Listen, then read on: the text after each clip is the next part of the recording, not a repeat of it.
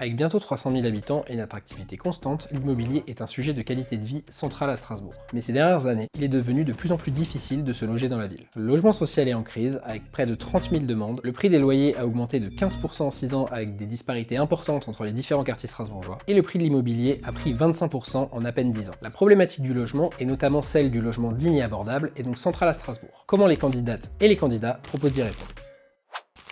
Alors le logement, c'est un enjeu prioritaire. Premièrement, il faut agir pour les logements étudiants. Moi, je souhaite qu'on arrive à un logement Crous pour 10 étudiants, pour être dans la moyenne nationale. Et donc pour ça, je mettrai à disposition de nouveaux terrains pour construire des résidences étudiantes, dans le secteur de Rive par exemple. Deuxièmement, il faut qu'on puisse construire plus de logements, mais construire avec de qualité. Donc arrêter de bétonner toutes les dents creuses et libérer du nouveau foncier. C'est pour ça que je vais ouvrir une réflexion sur la transformation de la M35 pour l'enfouir en partie et libérer ainsi plusieurs dizaines d'hectares pour pouvoir construire des logements sans surdensifier nos quartiers historiques.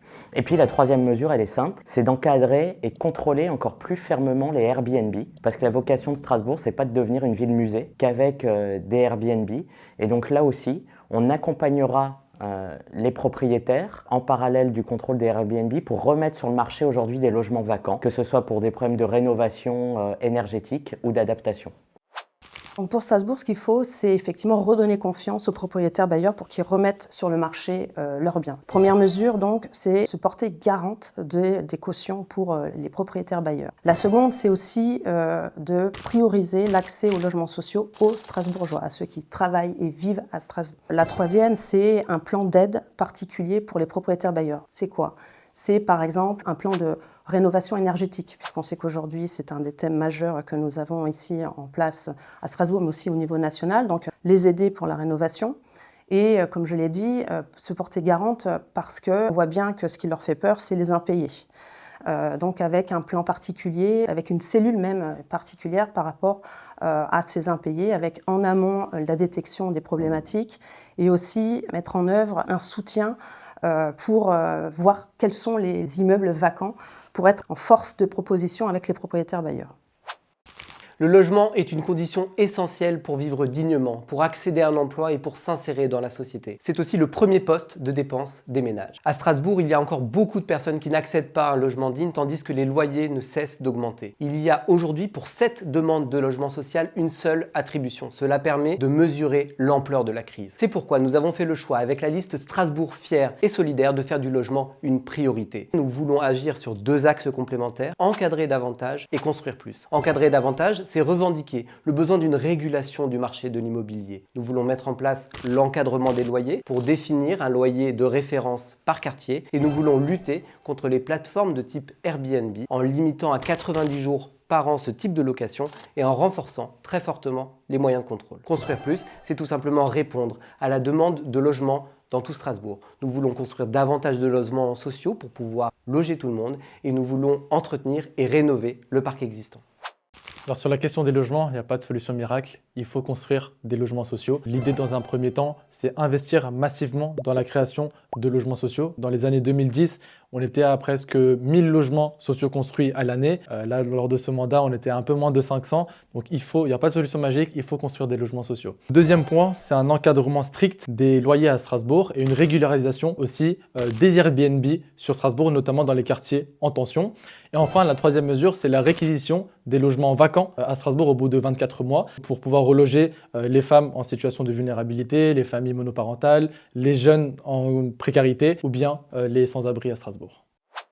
La crise de logement est une évidence à Strasbourg. Et c'est pour ça que nous avons proposé 3 solutions. D'abord, c'est la désignation d'un référent municipal logement social qui va s'occuper de l'opacité dans l'attribution des logements sociaux aujourd'hui à Strasbourg, qui va nous faire un rapport annuel sur le logement social, ça s'appelle la transparence. Il faut ici s'occuper bien évidemment sur la sécurité. On a constaté aujourd'hui une dégradation dans les logements sociaux et également une fuite totale de la responsabilité des bailleurs. Donc il faut aussi les mettre devant leurs responsabilités. Et à ce moment-là, il faut faire intervenir ce qu'on appelle les commissions de sécurité, donner plus de pouvoir aux commissions de sécurité et qui vont travailler de concert avec la mairie, avec les centres communaux, les associations également, avec les familles. Le but, c'est de les mettre devant leurs responsabilités. Et enfin, il faut aussi encadrer les logements touristiques. Il faut encadrer les loyers.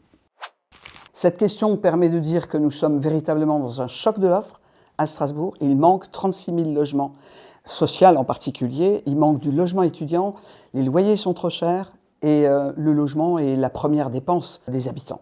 Donc s'en occuper, c'est une priorité. Je veux engager une conférence sur le logement avec l'ensemble des habitants de l'agglo pour pouvoir déterminer où sont les terrains à construire, quelles seront les mesures, par exemple l'encadrement des loyers, par exemple la réduction fiscale lorsqu'il y a transformation de logements anciens en centre-ville, augmenter le logement étudiant et permettre aussi d'avoir quelqu'un à qui s'adresser quand on a un problème dans son parcours locatif, un médiateur pour le logement. Aujourd'hui, on vit une crise du logement qui est très forte, notamment parce qu'il y a beaucoup plus de demandes que d'offres. Donc la première logique qui nous vient à l'esprit, c'est celle de construire davantage. Et c'est vrai que souvent, les municipalités veulent construire davantage de tours, de logements et parfois inaugurer, mais on met de côté aussi, malheureusement, ces milliers de logements qui sont aujourd'hui insalubres et qu'on doit d'abord, à mon sens, rénover aussi bien dans le parc public, évidemment, mais aussi dans le parc privé. Donc je pense que la première des mesures, c'est de faire un audit de l'ensemble des logements qui pourraient être aujourd'hui disponibles et qui doivent être rénovés avant de passer à la construction et donc l'occupation de nouveaux terrains. Je pense que c'est essentiel aussi parce que ça s'inscrit aussi dans une démarche de développement durable. Ma deuxième mesure, c'est de limiter le nombre de Airbnb par Strasbourgeois, car avant on avait un Airbnb parfois pour pouvoir mettre du beurre dans les épinards, et aujourd'hui on voit en fait un nouveau phénomène, c'est de l'hôtellerie déguisée, où il y a parfois des personnes qui ont 20 ou 30 Airbnb. Je pense qu'il faut limiter de manière drastique le nombre de Airbnb. Et ma troisième mesure, c'est effectivement construire, mais de manière mesurée, en tenant compte notamment de l'identité des différents quartiers. Il y a des secteurs à Strasbourg dans lesquels on peut construire, mais surtout, à mon sens, construire des lieux intergénérationnels. Où en fait, les jeunes pourront, pour des sommes modiques, habiter dans ces lieux intergénérationnels et peut-être rendre service à des personnes plus âgées, notamment dans le cadre de leurs études, de leur spécialité, afin qu'il y ait un passage quelque part de relais et de témoins. Il est vrai qu'aujourd'hui, c'est devenu extrêmement dur de se loger, c'est devenu un véritable parcours du combattant. Avec Strasbourg C'est nous, on propose justement une réglementation stricte du réseau Airbnb afin de remettre sur le marché de nombreux logements à la location. On propose également la baisse des loyers dans le parc social, mais aussi une maximisation des taxes sur les résidences secondaires afin de remettre des logements à la location. Ma priorité, c'est de créer du logement abordable sur l'ensemble du territoire de la ville et de la métropole. Pour ça, 3 mesures phares. D'abord, l'encadrement des loyers, parce que ça va permettre de réguler le marché de l'immobilier et d'éviter l'explosion des prix qui empêche les familles, les étudiants, les seniors de se loger à des prix qui soient dignes et qui soient surtout accessibles. Deuxième mesure, créer 1200 logements sociaux ou abordables par an sur tout le territoire de l'Eurométropole. Et troisième mesure, créer une brigade du logement qui va permettre de faire appliquer la réglementation en matière d'habitat. Je pense à la lutte contre l'habitat indigne et aussi à la lutte contre les meublés de tourisme.